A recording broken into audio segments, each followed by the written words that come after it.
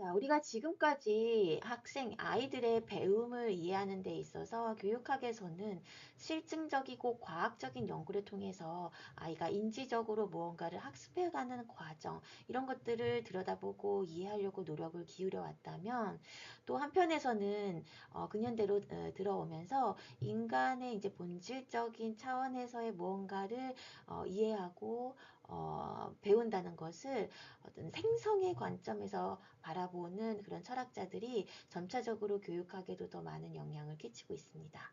그것이 우리가 지난 시간에 함께 읽어봤던 텍스트 몇 가지의 그 텍스트에 나왔던 철학자들인데요. 대표적으로 드레즈, 가타리, 그리고 푸코 이런 사람들입니다.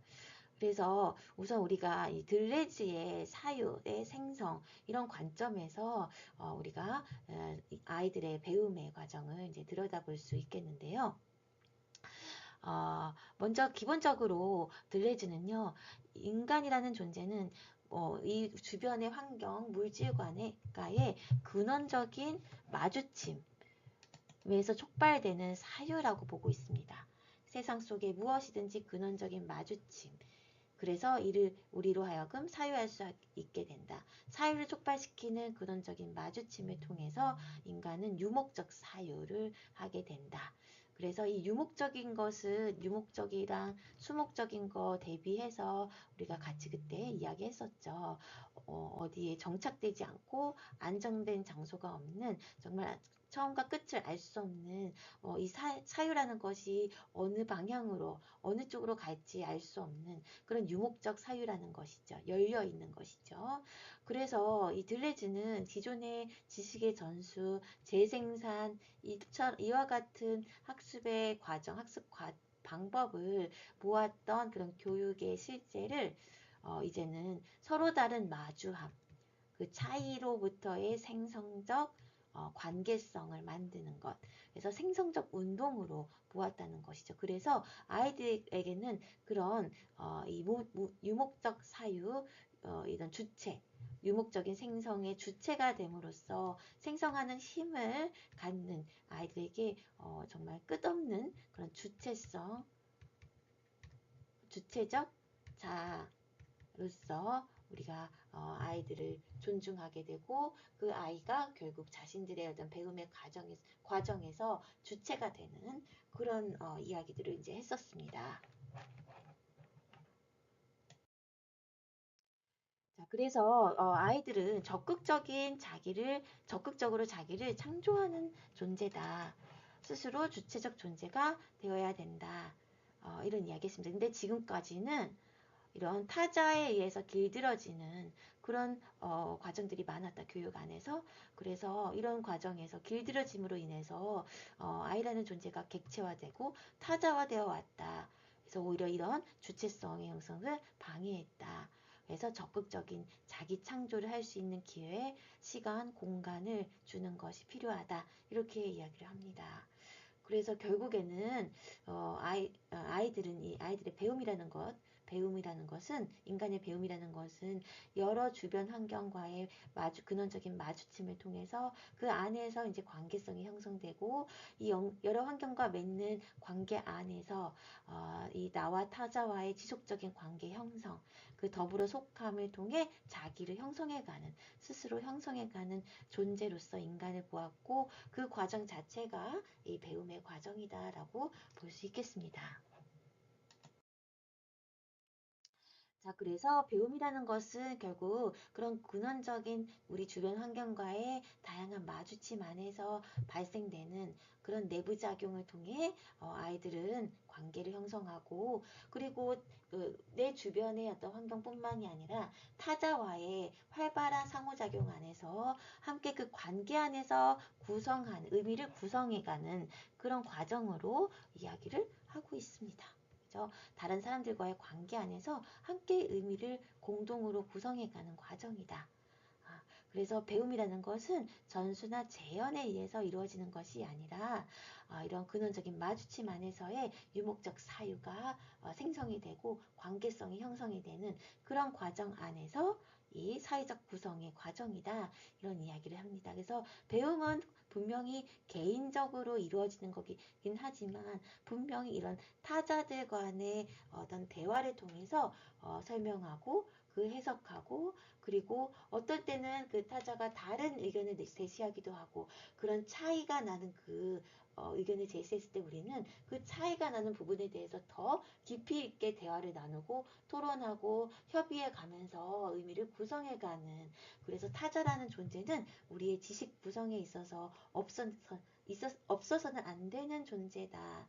그래서 결국에는 진정으로 우리의 배움은 공동 구성, 공동의 의미 구성 행위라고 이야기를 하고 있습니다.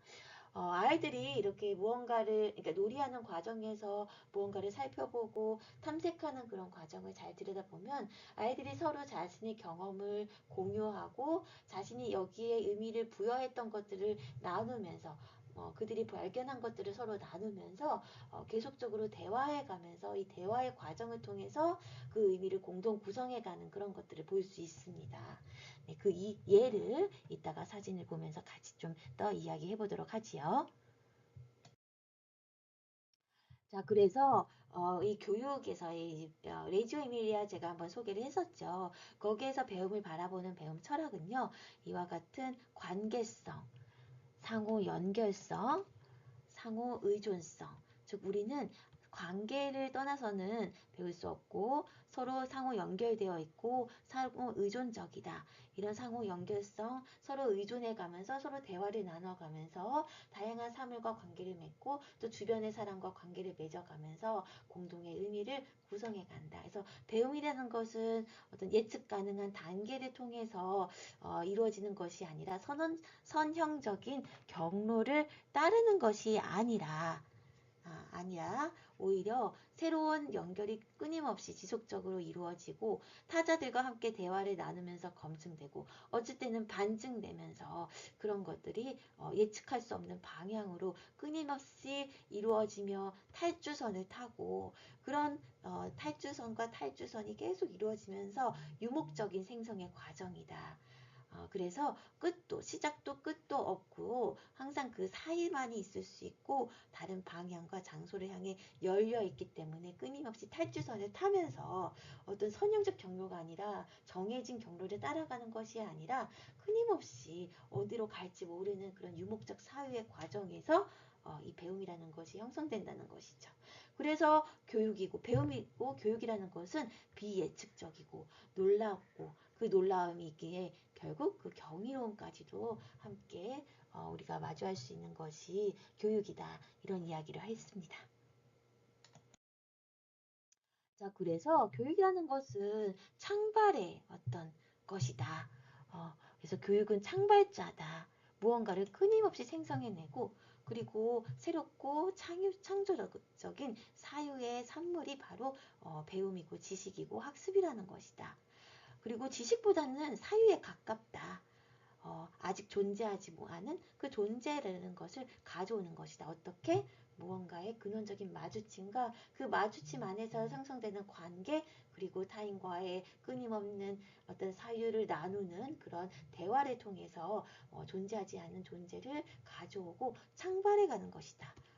이 단어가 너무 적절한 것 같아요. 그래서 배움은 전수된 지식의 재생이 아니라 예상치 못한 놀라운 것으로 이끌어주는 것이고 그리고 사회적인 구성의 과정 안에서 공동의 의미 구성 과정이고 놀랍고 예상치 못한 곳으로 가져다 주는 것이고 그래서 우리는 경이로움을 느끼게 된다. 이런 이야기를 했습니다. 자, 그렇기 때문에 우리는 이런 배움이라는 것은 창발적인 것이고 끊임없이 실험하고 사유하는 것이다. 라고 했습니다. 그래서 매우 이것은 실험적인 것이고 도전적인 것입니다. 매일매일 우리 학교 안에서 이루어지는 어떤 학습, 활동, 그리고 배움의 상황은 끊임없이 도전적이고 어디서 어디로 갈지 모르기 때문에 실험적인 것입니다. 사유는 곧 실험이다. 이렇게 들려주는 이야기합니다. 관계와 마주침을 통해서 언제나 끊임없이 생성되고 만들어지는 이런 방식에서의 배움은 이런 실험이라는 특성을 굉장히 그런 특징을 갖게 되는데 이 실험은 어떤 미지의 것이고 새로운 것을 유발하고 무언가를 재현하는 것 이상의 필요로 하는 무언가에 관한 것이다. 항상 새롭고 흥미롭고 또 놀랄만한 것이라는 것이죠. 그래서 드레즈는요, 교육을 잠재성의 교육이라고 합니다. 결국에 이렇게 잠재성의 교육을 우리가 존중하고 그거를 실제로 구현하려고 할 때 아이들은 결국 이 잠재성을 이끌어내는 주체가 되고 이 사유의 존재이고 이런 창발적인 사유를 가져다주는 주체적인 존재입니다. 그죠? 그래서 이때 아이들의 주체성이 완전하게 보존되고 우리가 유지할 수 있고 그것을 실제 안에 가져올 수 있고 결국 아이라는 주체와 교사라는 주체성이 함께 상호작용하면서 이 민주적인 방식의 교육이 이루어지는 것입니다. 모든 주체, 자율적인 주체로서의 아동, 교사가 함께 상호작용적, 대화적으로 관계를 형성해 가면서 결국 이 놀라움과 경이로움을 만들어내는 교육이 정말 살아있고 민주적인 교육이 교실 안에서 생성되는 것이죠. 자, 그래서 우리가 레조의 교육 배움의 철학을 통해서 우리가 실제적으로 배운다는 것이 무엇인가, 배움의 본질적 차원에서의 배움을 우리가 함께 살펴봤습니다.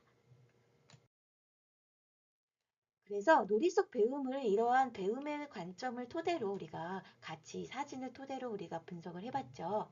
네, 앞에서 나눈 배움의 의미를 토대로 사진에 대해서 이야기를 나누어 봤습니다.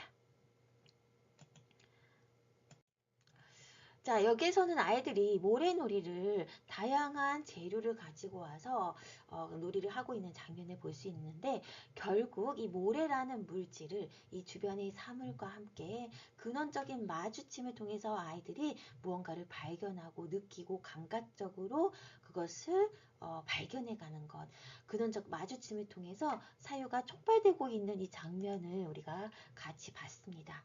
그래서 이러한 사물과 그리고 물질의 근원적인 마주침 안에서 아이들은 이거를 매개로 대화하고 소통하고 그리고 협의하고 토론해 가면서 이런 상호작용을 통해서 협력적으로 자신들의 그런 모래에 대한 탐색, 그 의미를 구성해가는 과정을 우리가 볼 수 있었습니다. 그죠? 그래서 이는 마치 놀이 안에서 아이들이 모래에 대해서 그 모래의 성질, 특성에 대해서 실험하고 탐구해가는 공동의 실험과 탐구의 과정과 같다라는 것을 우리가 볼 수 있습니다.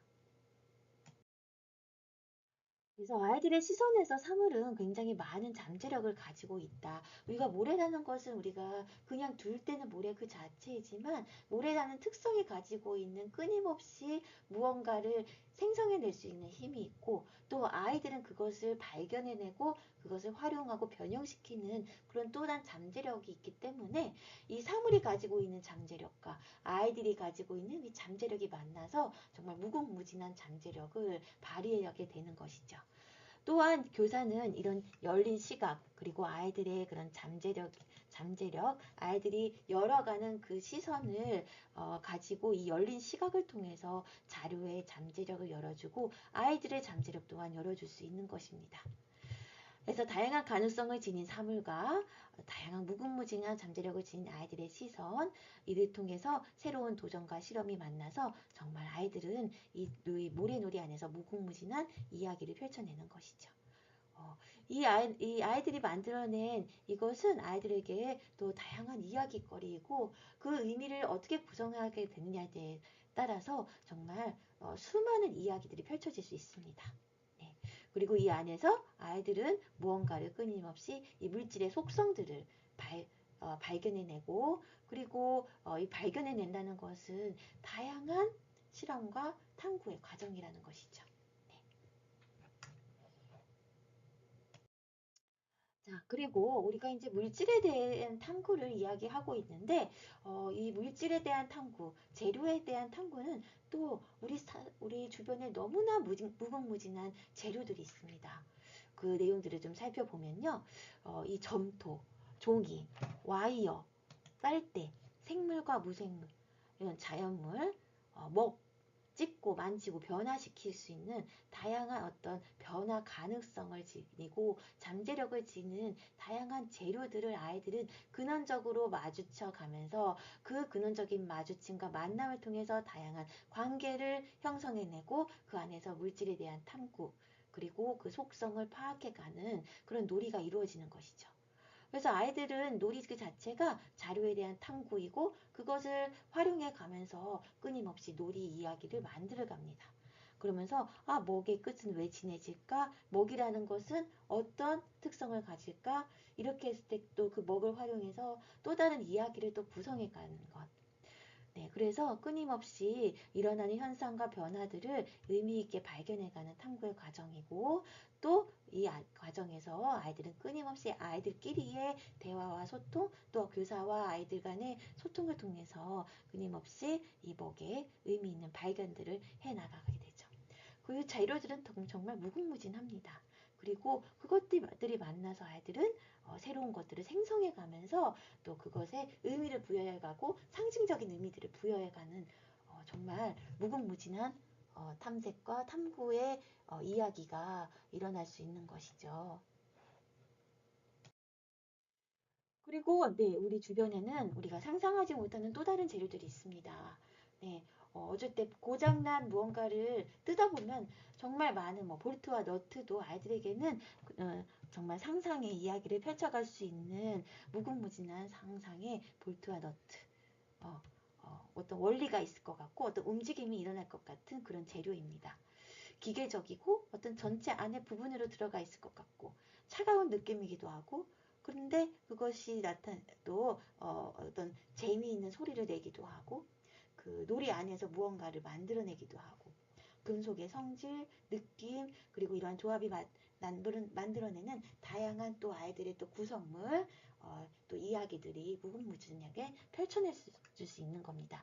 그래서 우리의 주변에는 굉장히 많은 사물과 물질, 재료들이 있고 이러한 재료들을 탐색하는 과정 자체가 아이들에게는 끊임없는 실험과 탐구이고 놀이 그 자체이고 구성과 상징 놀이를 할 수 있는 무궁무진한 가능성을 가진 재료들입니다.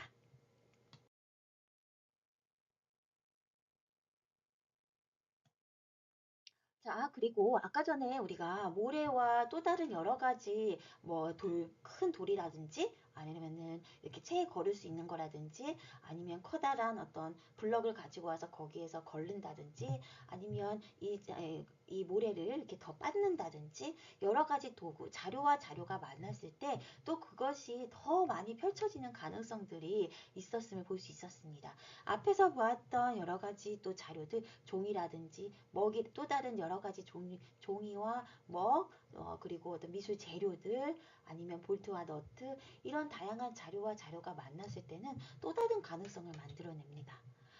빛 그리고 빛과 거울이 만났을 때 생기는 또 다른 재미난 현상들 이런 것들은 아이들은 만나고 또 탐구하는 것 자체가 놀이 그 자체이고 빛놀이, 거울놀이 이런 놀이가 결국에는 그 물질이 가지고 있는 속성과 그것이 만들어내는 현상들을 탐구해가고 그것을 발견해가는 어떤 과학적인 탐구 과정이기도 하죠. 자, 그리고 납작한 판 위에 올라간 단추는 그거 자체가 아이들에게 어떤 의미를 생성해 가기도 하고 어떤 상징적인 의미를 구성해 가기도 하고 어떤 놀이를 만들어내기도 하고 판 위에 만난 어떤 구슬들 혹은 제가 우리 아이가 노는 장면에서 제가 놀랐던 것은 왜 커다란 그 블럭판 있잖아요. 그것을 가지고 아이들이 우리 구슬 있죠, 구슬. 구슬을 가지고 와서 거기서 무언가를 구성해내기도 하고, 그 구슬을 이 레고 판에서 움직이기도 하면서 이 어떤 놀이를 만들어내기도 하더라고요. 그래서 어떤 자료와 자료가 만났을 때 아이들은 스스로 그것을 만나게 해서 또 다른 가능성을 발견해내기도 하고, 또 우리가 그거를 자료를 제공해 줌으로써 또 아이들이 또 다른 가능성을 이렇게 생성해내기도 하는 그런 어떤 끊임없는 생성의 주체자로서 실험과 탐구가 이루어진다는 것이죠. 이렇게 물질은 우리가 책에서 어포던스라는 개념이 있었어요. 그죠? 어포던스가 뭐였나요? 네, 어포던스는 물질이 인간으로 하여금 무언가를 사고하게 하고 행위하게 하는 물질 또한 행위 주체성을 가지고 있다. 행위 유발성을 가지고 있다. 이렇게 보는 것입니다. 이게 바로 이제 포스트 휴머니즘적 관점이에요. 포스트 휴머니즘. 예, 여러분 들어보았죠? 포스트 휴머니즘. 그래서 그 이전에는 인간 중심적으로만 생각을 했는데 이 인간 중심적 그리고 물질은 객체고 어떤 수동적인 존재라고 보았던 그 기존의 그런 휴머니즘적인 관점을 더 넘어서서 그에 상대해서 이제 포스트 휴머니즘이 나온 거죠. 그래서 물질 또한 행위 주체성, 행위 유발성을 가진다. 이런 관점에서 물질과 인간 간의 어떤 상호 내부작용적인 그런 부분들을 조명하는 것이 이 포스트 휴머니즘적인 관점입니다. 그래서 이런 관점에서 우리가 배움을 봤을 때 배움 안에서도 아이들이 어떤 물질과의 어떤 근원적인 마주침을 통해서 어떤 무언가를 생성하는 관계가 생성되는 것들을 봤을 때 물질과 더불어 사유가 생성되는 것이죠. 그래서 인간은 어떤 환경과 맺는 관계 속에서 나와 타자와의 지속적인 관계 형성, 더불어 속함을 통해 자기 스스로를 형성하는 존재로 보았다. 결국 이것은 물질과 함께 우리 환경과 함께 그리고 타인과 함께 끊임없는 맺는 관계 안에서 자기 스스로를 형성하는 사유를 생성하는 어떤 자기 창조적인 존재로서의 아이들을 바라봤을 때 여러분 그 안에서 일어나는 눈에 보이지 않는 비가시적인 수많은 사유의 촉발들을 여러분이 볼 필요가 있습니다.